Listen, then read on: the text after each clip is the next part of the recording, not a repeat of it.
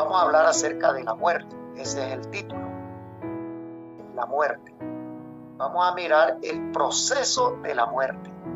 Y para hablar de la muerte, sin duda alguna, hay que hablar de la vida. Hay que hablar de Dios, que es el dador de la vida. Es el fundador de la vida. Vamos a hablar un poquito de lo que es el aspecto de Dios. Y para eso quiero ilustrar algo que me llamó poderosamente la atención. Antes de ser adventista, tuve el gusto de visitar muchas denominaciones religiosas. Y cuando yo veía que alguien sabía mucho de la Biblia, yo le decía, bueno, dígame quién es el papá de Dios.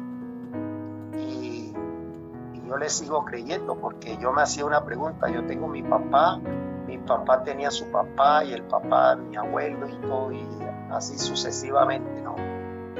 Y visité en la ciudad de Curumaní, Cesar, a un personaje que admiré mucho porque ya falleció, un hombre conocedor de la Biblia y era pentecostal unido de Colombia. Así que él era trinitario, sabía mucho de la Biblia, y cuando él me habló, quiero decirle que fue la primera persona en todo mi recorrer de la vida. Yo tenía 18 años, me habló del sábado, pero yo no le presté atención a eso. Él en su iglesia guardaba el sábado, tenía problemas doctrinal con la iglesia por guardar el sábado. Él decía, eso es bíblico, no sé por qué no lo guarda, pero él asistía allí. Así que él un día conversando conmigo le dije yo, Don Gover, dígame quién es el papá de Dios. Usted parece que conoce bastante de la Biblia. Y él me dijo, sonrió, me miró y me dijo, ¿usted sabe contar? Y yo le dije, claro, por supuesto. Me dijo, bueno, ¿cuántos dedos tiene usted? Inmediatamente le dije 10. Y él me dijo, no, cuéntelos. Y comencé a contar 1 hasta el 10. Y después me dijo, siga. Yo le dije, no puedo, no tengo más. Me dijo, no, cuéntelo ahora al contrario. 10, 9, 8, 7, 6, 5, 4, 3, 2, 1. Siga, no hay. Y me dijo, así es Dios. Wow, me dejó muy, pero satisfecho. Aunque no entendí, pero me dejó satisfecho. Y esa satisfacción la comprobé después, en el año 1999, llegó aquí a Colombia un barco que se llamó Logo, un barco misionero que tenía tantos tripulantes que de toda denominación había menos adventistas. Y compré allí un Nuevo Testamento. Sí, barco librería. Ahí comencé a leer con juicio la palabra de Dios. Y encontré en el libro de Mateo que habla de la genealogía de Cristo y habla desde Abraham hasta Cristo. Y en Lucas, en el capítulo 3, habla de Cristo hasta Adán, hijo de Dios. Eso lo podemos comprobar. Lucas capítulo 3, versículo 38. Hijo de Enos, hijo de Sed, hijo de Adán, hijo de Dios. Ok, entonces encontré ahora bíblicamente, no sé si él me lo dijo con ese sentido, no sé, pero me dio una respuesta muy acertada que durante muchos años quedó en mi mente. Yo tenía 16 años cuando él me dijo eso, y solo 3 años más tarde conocí el adventismo, conocí de la palabra de Dios más profundamente, con juicio. Yo estudiaba la Biblia, pero pasé preguntas capciosas. Es interesante saber que la Biblia nos dice exactamente eso. Entonces aprendí qué fue lo que él me quiso decir. Dios es primero y Dios es último. Y es interesante. Entonces Dios, cuando hizo en Génesis 1 y 2, que todo allí quiero decirle que es eterno. Génesis 1 y 2, todo es eterno. no hay muerte, no hay vestigio de mancha, de pecado ni nada. Es impresionante saber que Dios tiene el control. Dios hizo al hombre en el Edén. Y es curioso que Génesis 1:27, que es el versículo muy conocido en nuestro lenguaje adventista. Y creó Dios al hombre a su imagen, a imagen de Dios lo creó, varón y hembra los creó. Ok, entonces es interesante que cuando Dios crea al hombre, lo crea a imagen y semejanza. Es interesante saber porque Génesis 21:33, Génesis, repito, 21:33, mire lo que dice. Y plantó Abraham un árbol tamarisco en Berseba, e invocó allí el nombre de Jehová, Dios eterno. El Dios eterno hizo al hombre a imagen y semejanza. Quiere decir que Dios, cuando hizo al hombre, lo hizo con propósitos de que fuese semejante a él en vida, en obediencia, para obtener la eternidad. Así que Dios hizo al hombre para que viviera eternamente y para siempre. En una forma rítmica o poética podemos decir, eternamente y para siempre. Así que Dios hizo al hombre eterno. Puedo decir que de pronto a alguien se le da por copiar esta gráfica, que es como una escalera que va en forma descendente. Entonces aquí en la primera casilla es eternidad. Ahí vamos a poner eternidad. Dios hizo al hombre eternamente y para siempre. Y aquí en este planeta Tierra, no sé, quiero copiar lo que dice la Biblia. Después de Dios, aquí en el planeta Tierra viene el hombre. Entonces aquí viene el hombre. ¿Ya? El hombre fue un poco menor que Dios, aunque era eterno, aunque tenía dominio sobre la naturaleza, se podía enseñorear de ella. Entonces allí el hombre estuvo en el Edén con el propósito, en medio de la obediencia, obtener esa vida eterna. Y es impresionante saber que Dios le hizo ciertas advertencias al hombre para que estuviese alerta a un ataque del enemigo. Y el hombre llegó allí a vivir y a enseñorearse, tenía dominio sobre la naturaleza. El león no le podía rugir, o si rugía, él no tenía miedo. Y podía tocar las plantas sin tener espinos ni cardos. Así que podía labrar la tierra y sentir satisfacción y no cansarse. Todo era en el propósito de Dios. Pero vino el pecado y el hombre, entonces, después del pecado se disminuyeron algunas facultades. Y esas facultades fue la estatura, la fortaleza, fue el dominio sobre lo creado.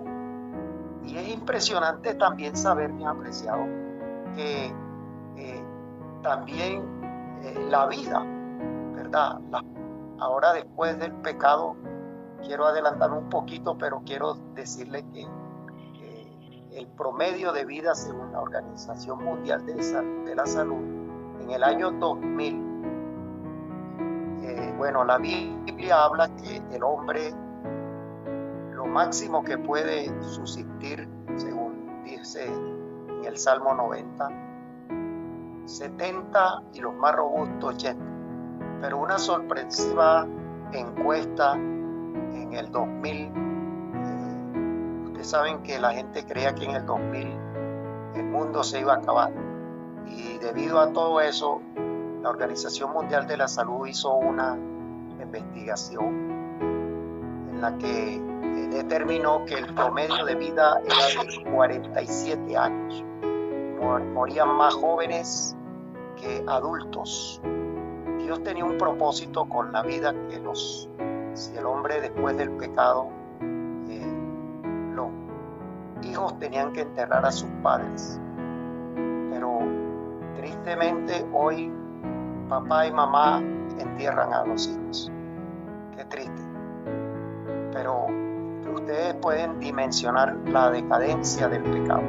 Así que el promedio de vida en Génesis, ¿sabe que el promedio de vida en Génesis está en 922 años? Si usted multiplica o suma todos esos números y los divide entre todas esas generaciones que vivió en el capítulo 5 de Génesis, va a encontrar ese promedio de vida.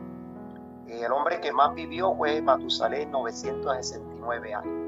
Así que esto para mostrar allí la decadencia, Dios eterno y una decadencia del hombre física, mental, espiritual, corporal. Así que tenemos ahí al hombre en ese estado. Después viene el pecado, capítulo 3 de Génesis, vino el pecado. Ya el pecado, dice la Biblia, que cuando Adán y Eva pecaron, Dios se acercó.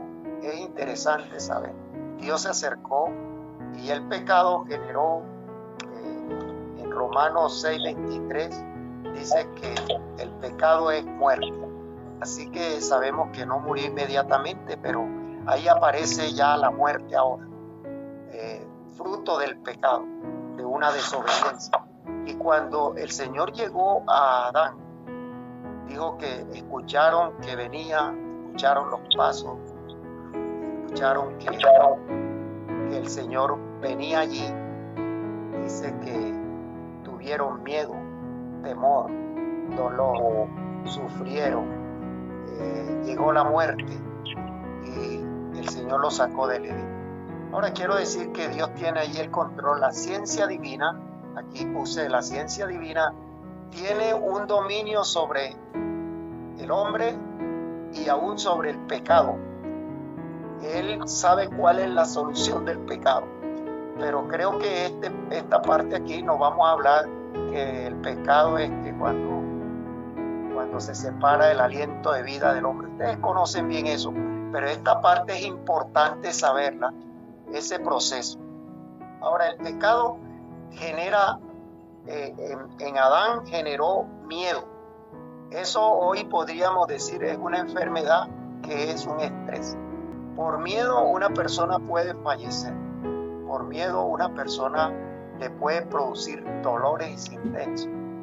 Le puede producir un agotamiento. Y finalmente eso lo tiene que atender la ciencia médica aquí en este planeta Tierra. Entonces vamos a pasar un poquito a lo que es la parte de la ciencia médica. La ciencia médica ha tomado una palabra que es la palabra prodromo.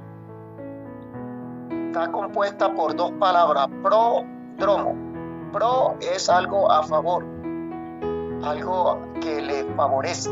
En este caso es prodromo, son algunos síntomas. Esta palabra la tomaron porque solo estaba dada para mujeres embarazadas. Llegaban a un estado prodrómico o prodrómica. Eso eran los síntomas que se sienten, algunas pulsaciones. Un parto dura de 16 a 22 horas, un parto promedio natural, algunos dolores de cabeza, y eso era una parte prodroma. Hoy la ciencia médica tomó esa palabra y la dividió en tres partes. La parte prodrómica, que son los síntomas. Aquí podemos poner síntomas como fiebre, dolor de cabeza, vómito, diarrea, sudoración, inflamación, estornudos constantes, bueno, etcétera. Ahí podemos poner en esa casilla síntomas. ¿Y por qué vamos al médico? Porque nos sentimos con mareo, dolores de cabeza, náusea, vómito, los síntomas. Y el médico pregunta, después de los protocolos que tiene la ciencia médica, toman presión, toda estatura, etcétera, etcétera. Pero nos dicen, ajá, Arnulfo, ¿qué tienes? ¿Cómo te sientes? ¿Por qué estás aquí? No, doctor, que tengo un dolor de cabeza, me da mareo, El médico no tiene una varita mágica, te voy a mostrar esta, no tiene esa varita mágica para saber cuál realmente esos síntomas determinan una enfermedad.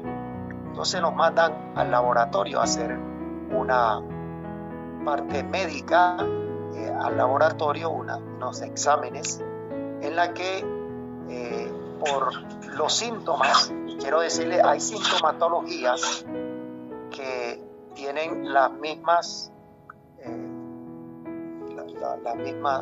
síntomas. Como ejemplo, una persona que es hipertensa va a tener los mismos síntomas que tiene una persona de diabetes. Así que es impresionante saber que tiene mareo, nubosidad en la visión, que el mundo le da vuelta, que está con problemas de la presión, bueno, etcétera, etcétera. Pero las sintomatologías se parecen. Y el médico te manda al laboratorio, allá viene, entonces dice, usted tiene un cuadro diabético, usted es prediabético, usted está en una etapa que pronto usted ya es hipertensa. Así que esos síntomas, por decir algo, identificar esos síntomas que están presentando. Entonces, después viene la parte dómica, es la enfermedad. Aquí hay diferentes enfermedades en este cuadro. ¿Sí me están viendo el cuadro que estoy señalando, no? Sí, señor. Ok, en ese cuadro que es la parte dómica, la palabra prodromo la dividieron en tres partes. La parte prodromo, la parte prodrómica, que son los síntomas de las enfermedades, como Adán comenzó a tener unos síntomas, tuvo miedo, entró en pánico, así que entró en un estrés. Hoy podemos decir que entró en un estrés, tuvo miedo, se escondió, no quería ver a nadie. Hay personas que se encierran de tal manera que no quieren ver a nadie. Tuvimos una hermana en la iglesia que por haber escuchado una charla acerca del SIDA, ella entró en pánico y le llegó a dar ese pánico tan aterrador que se encerró en su casa y se enfermó. Ella en realidad no tenía nada, solo era el pánico que la tenía aterrada. La Biblia dice, por nada estéis afanados. Los afanes nos pueden producir miedo. La parte dómica nos determinan allí una enfermedad, ya nos declaran con una enfermedad. Tiene osteoporosis, ¿ya? Y voy a mencionar eso porque cuando lleguemos a la parte de la ciencia forense nos vamos a dar cuenta con eso. Todo este proceso está en la Biblia, después lo vamos a leer. Después de como la palabra es prodromo, algo que avanza, el parto no se detiene. Cuando comienza a sentir dolores es finalmente hasta reventar fuente y ya viene la criatura, una nueva criatura, un nuevo ser, un nuevo misionero, un nuevo predicador, un nuevo candidato para el reino de los cielos. Así que es impresionante conocer que después que si no se atiende a tiempo los síntomas, después viene la enfermedad, y si no viene luego una atención médica de la enfermedad, no estamos pendientes, entonces viene la parte proclive o lo que se conoce como la parte terminal. Y ya en la parte terminal, que ya es que la ciencia médica nos dice ya no hay nada que hacer. Así que eso es la parte proclive o la parte terminal. Ahora yo quiero decirle que allí cuando una persona fallece, mi apreciado, esto es importante saber este proceso. Así esté en casa, cuando una persona fallece, debería llevarse al médico o a alguna parte de atención médica, para que allí nos puedan dar, la ciencia médica atiende a un paciente hasta la defunción. Ahí ya no, ese documento lo necesitamos porque después nos podemos meter en un problema serio, donde viene una parte investigativa, por qué no lo trajeron a tiempo, qué pasó, vamos a ver, porque puede estar en la parte terminal y puede ser que lo puedan, bueno, la ciencia forense comienza a investigar por qué realmente se murió, si fue que lo mataron, lo intoxicaron, lo golpearon, etcétera, etcétera. Entonces la ciencia médica hasta allí nos da ese documento que determina que falleció por X o Y motivo. Así que la ciencia forense comienza a mirar los diferentes estados. Una persona que fallece, inmediatamente, vamos a poner un caso como en la parte proclive, hay personas que tienen un accidente y no se mueren por el accidente en sí, sino que se vuelve porque produjo un paro cardíaco, un problema cardiovascular, un shock, bueno, etc. Eso como para tener información.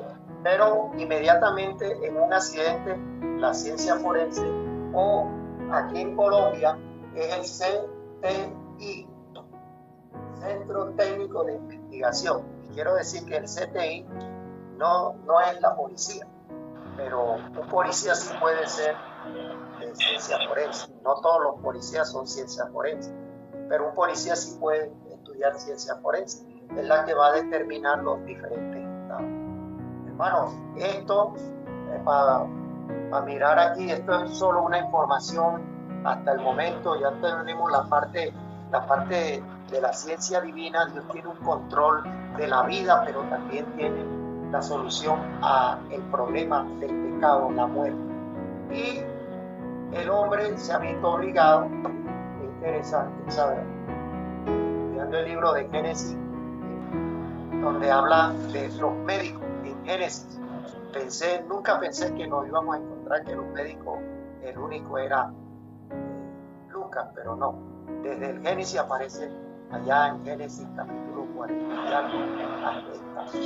y la ciencia médica toma las enfermedades, lo mira. Hay personas que, quiero decir de antemano, conocí a la mamá del hermano Iván, la hermana Dorcas Altamar. Ella fue desahuciada de una enfermedad y no murió de esa enfermedad, y murió de otra cosa.